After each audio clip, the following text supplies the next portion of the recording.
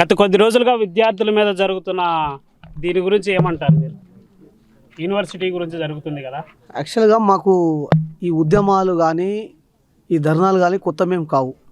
మేము ఎందుకు చేస్తాము? మాకేదో మా స్వార్థం కోసమో లేకుంటే ఇంకో పదవుల కోసమో చేస్తలేము. కేవలము మా యూనివర్సిటీ భూములను మేము కాపాడుకోవాల్సిన బాధ్యత మా అందరిపైన ఎంతైనా ఉంది.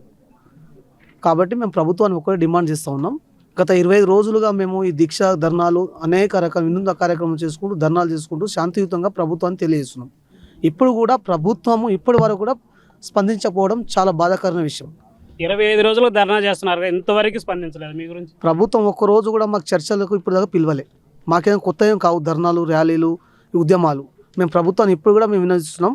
ఏదైతే దీని అనుబంధ మంత్రులు ఉన్నారో ఇంతమంది మంత్రులు అనగా ముఖ్యమంత్రిని ఒకటే డిమాండ్ చేస్తూ ఉన్నాం. ఇప్పటికైనా కాలయాపన కాకుండా ఇంకా కొన్ని రోజులు అయితే విద్యార్థులు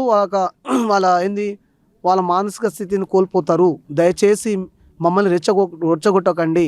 దయచేసి మీరు త్వరలోనే మీరు ఒక నిర్ణయం తీసుకోండి అని చెప్పేసి ప్రభుత్వాన్ని డిమాండ్ చేస్తూ ఉన్నాం.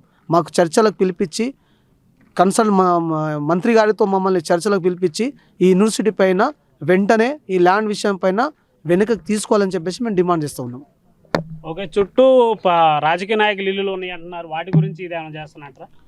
అంటే అది మాకు ఇంకా అది కోణం ఎట్లా అంటే అది లోతైన కోణం. దాని గురించి మాకేం తెలుస్తుంది? మేము కేవలం ఇంకా చదువుకోవడానికి వచ్చినాం.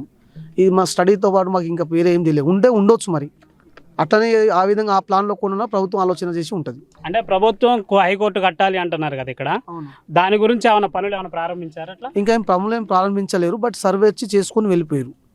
సర్వేలు అయితే చేసుకున్నారు.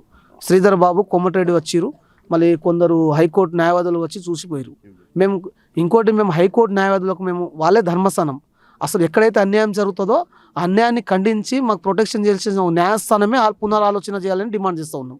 అంటే కాలేజీ యాజమాన్యం జీతాల కోసమే పనిచేస్తుందంటారు, విద్యార్థుల కోసం కాదంట. అంటే ఇప్పుడు వాళ్ళకి ఏముంటుంది? గత తెలంగాణ ఉద్యమంలో 42 రోజులు సకల జనుల సమ్మె చేసిరు. మరి ఆ రోజు సకల జనుల సమ్మెకు సంపూర్ణంగా మద్దతు ఇచ్చి అందరు కూడా ధర్నాలకు, ర్యాలీలకు వచ్చిరు. మరి ఈరోజు యూనివర్సిటీ ల్యాండ్ పోతుంటే ఒక్కరు కూడా మాట్లాడకపోవడం చాలా దురదృష్టకరం.